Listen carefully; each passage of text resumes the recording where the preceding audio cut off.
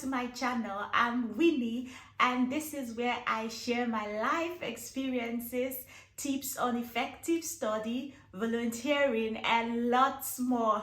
I know it's been a long break and I really apologize. It was not intentional, but life just gets you doing things and getting so busy. And but long story short, I'm here now and I have missed being on this space. So in today's video, I will just be having a chit chat. So there's not going to be any structure to this. It's just like a chat where I talk about what's been going on so far with me. Stay tuned. So first of all, being in United Kingdom so far, I have learned that you need to have effective time management skills because there's so much to do and very little time. Yes, we have 24 hours, but I've realized that 24 hours is barely enough for you to get things done. And if you're not able to manage your time well, you get a lot of things pushed to last minute and maybe not done. You tend to procrastinate, and that was my experience for a while until I learned how to balance out my time. Now I study, I work, I've got a family, so making sure that no aspect is suffering is something that needs time management. And one thing that has been very helpful is the fact that I try as much as I can to schedule. This is my diary right here. So I try as much as I can to schedule. I use not just this, I use my phone, the calendar on my phone to schedule activities of the week, of the day, of the month, so that I'm sure that I'm touching on everything. Now, personally, I'm someone that used to carry on with a task, get it finished before I move on to the next. But living here, I have learned that for me, it's not always realistic getting one task done at a time. So I have learned that multitasking helps me make sure I touch on everything and keep track of everything that I should do. So what I do is, for a day, if I've got 3 tasks to do, maybe an assignment, I've got an assignment, I've got to go to work, I've got to do job applications. So what I do is I devote some hours of the day to carry out these tasks. Say for example, I have to study. I could just set an alarm and say, oh, because I study very well at night. So I just set an alarm and say, okay, I'm going to study for 1 hour, for 2 hours, for say 8 to 10 p.m. That's for study, for my assignment. And then for job applications, I could just say 1 hour every day before I get out of my bed. Once I'm done with my prayers, I spend 1 hour on job applications and get it done before I get on with the activity of the day. So this helps me to keep track and touch on everything, so I don't spend a lot of time on one thing, because sometimes when I spend a lot of time on an activity, I get tired, I get frustrated, and then I find out I spent unproductive hours, which is a waste as far as I'm concerned. So being in United Kingdom has taught me that time management is critical, very important. Another thing I've developed while being in this new environment is the fact that you need to be able to prioritize, to know what needs giving attention to first and get it done with. For example, I could have a deadline of an assignment I'm supposed to turn in, as that takes the center stage before the other activities. Now if I'm looking into my diary, just pardon me because I've got a list of all I want to say here so I don't miss out on anyone. Number two, I have learned here, mental health is a big deal. A very, very, very, very big deal here. I know back home and in some other countries and setups, mental health is not really something that is talked about. It's not something that there's a lot of awareness going on about. But here it is a big issue, and I've come to appreciate that. Truth is, mental health, without your mental health, every other thing can't function well. You need to be focused to be able to function. Now here I've I've experienced it that people call in sick, and then the reason for calling in not sick, pardon me, the reason for calling in will be because they have stuff that is affecting them mentally, so they can't come to work. And that is it's not an excuse, but back home we might say, oh, this is an excuse. But no, it's not an excuse. It is real. It is real. A lot of people go through depression, a lot of people go through suicidal thoughts and all, because their mental health is not 100%. So here is a really big issue. Everybody talks about it. In the workplace, there are facilities put in place to help you deal with your mental stress. If you're going through a hard time, you could talk to, there'll always be a phone number to call, people ready to advise you. They'll signpost you to relevant services that could help you. So here, even in school, yes, there are facilities in school to help with your mental health. I get email notifications from school where they tell me about the facility put in place. If I'm dealing with anything, I could just ring this number, I could send an email, and there'll be someone to talk me through. So this helps ensure that everyone is mentally in a very good mental place to carry on with their daily activities. I've also learned here that there's such a thing as mind your business. Mind your business. Here, you don't judge people. You don't, I've come to that point where I'm not bothered by how someone looks, how someone dresses, the way someone talks. I've learned how to respect the privacy of every individual. Yes, because abuse is not only physical, it's mental, it's emotional, it's verbal.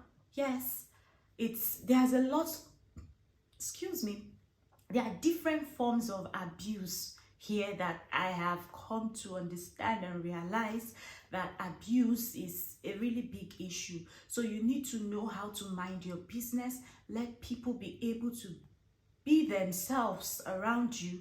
You don't have to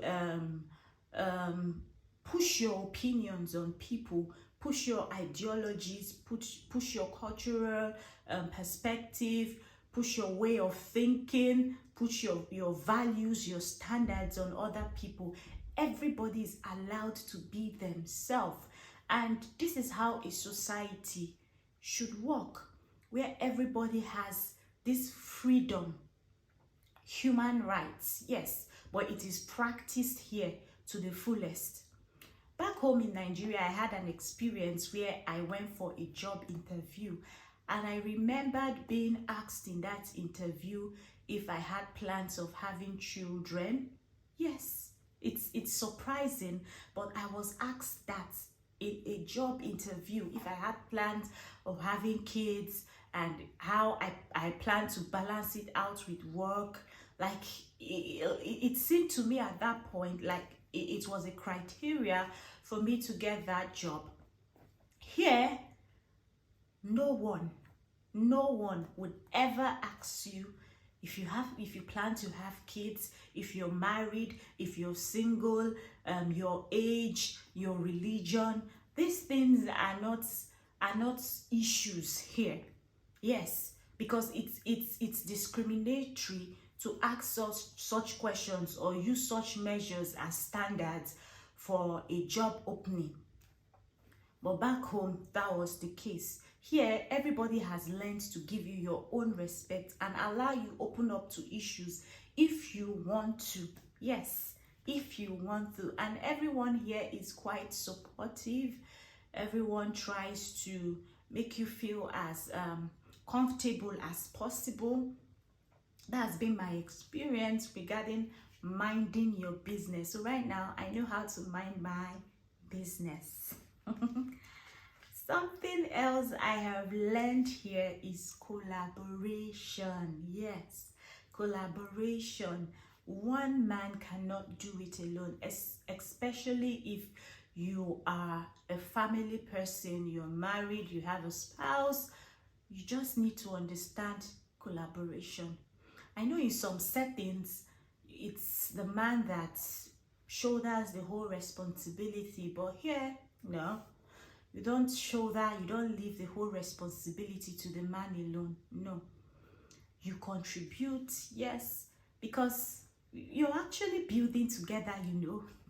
It's the both of you, it's your life, it's your future. So there's no such thing as he's the man of the house, he's the one that is going to foot the whole bills, he's going to do everything. No,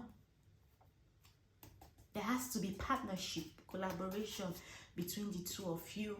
And this in its own has taught me responsibility. Yes, it has taught me to be responsible for myself and not let anyone be responsible for me. It has taught me how to set goals for myself, how to dream, how to go after my dream, how to pursue my dream, and how to make sure that I become who I want to be in the future. That's how it should be. The issue of being a dependent. I know when you're applying and then they ask you, are you the dependent? Literally, it doesn't work here in the sense of the word. You are not dependent or reliable or relying on any other individual. You're actually responsible for yourself. So it makes you own up, it makes you stand up, it makes you there to do things. Yes, it makes you there to do things as a lady. It tells you that the sky is just your starting point. It tells you that, it makes you think that there's nothing that you cannot achieve if you put your mind to it.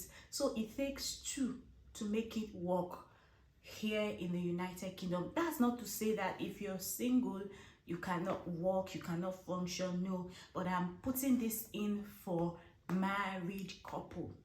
Two have to work together. Yes, even the Bible says two cannot work together except they agree. So that agreement is not just one-sided. Even down to house chores, safe. Down to house chores, everybody contributes, everybody does what they can. Yes, everybody does what they can. There's no competition of I provide, I'm the provider. Everybody, it's just a matter of sitting down, talking your finances, discussing your finances together, and then coming up with something tangible. Now, another thing that I have learned here is sensitivity. Yes, being sensitive. Being sensitive, very important. Knowing what to say, how to present your words, knowing how to type, because there's a tone of a message. Back home, you can raise your voice, you can yell, you can shout, you can scream, it doesn't work here. You need to be able to compose yourself, mind the tone of your voice, know how to address one another. And by the way, here we address each other by their names. There's nothing like sir, excuse me sir, excuse me ma, how are you doing ma? I respect Nigerian culture very much. I am proud of being a Nigerian. So yes, when I'm in the midst of Nigerians, of course, if you're older than I am, I would not address you by your name. But here, the British like to be addressed by their name. That is another way of respecting the culture of people. So I don't insist that because my culture does not allow me address you by your name, I would not address you by your name. That's not nice. I also have learned how to respect the British culture and call people by their names. At first, it felt weird. Yes, I must admit that. It felt so weird saying John, Bridget, Jonathan. It felt weird. Imagine addressing your tutors, your lecturers by their name. It felt so weird, especially doctors, professors by their name. But now I've gotten used to it because that's how it works here. Even grandmas, I'm telling you, you address them by their names. That's their culture. That's the simplicity of life. At least from their perspective, that's how they see it. So I have learned how to be sensitive. Mind the way you talk. Mind the way you address people. There are some questions that shouldn't be asked. There are some questions that are too personal to be asked. Yes, you don't intrude. No. There are some things that should be left unsaid. Not everything should be spoken about. So you should know when to zip up. Yes. Another thing that I have learned being here is the importance, not really learned, I have come to appreciate, is the importance of exercising. It saves you money, and then it helps you maintain your physical body. So being here, I have walked for 20 minutes. I have walked for 30 minutes. I mean, not walking like being in any business activity or employment activity. I'm talking about use of your legs to walk some distance. I have walked for 30 minutes. In fact, going to work every day, I walk for plus or minus, I'll say 40 minutes. Every day I go to work. So it's become a part of my life, and it's physical activities. You don't necessarily have to visit the gym to keep fit. Go on walks. United Kingdom has taught me how to go on walks. I don't have to catch the bus on every trip I have to make. Some trips I just have to walk, or you could get a bicycle and cycle your way around. It helps you maintain your physical health, which is very, very, very important.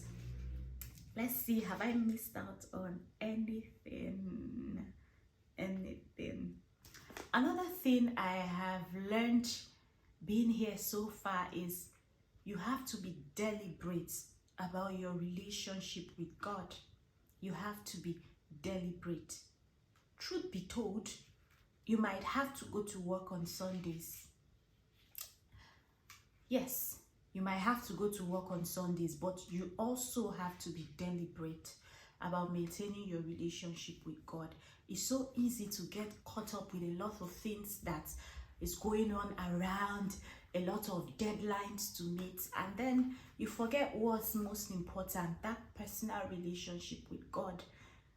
Some people might move in here and then not go to church for a year or over, not go to church for months, not even open their Bibles to study for months. But I realize it's something you have to be deliberate about. So what helps me is the fact that I join groups online that help me build my faith. There's a group I joined, Praying Women's Circle. They've been very, very, very helpful. Yes, very helpful. We pray every morning. Aside that, I use the Bible app, YouVersion.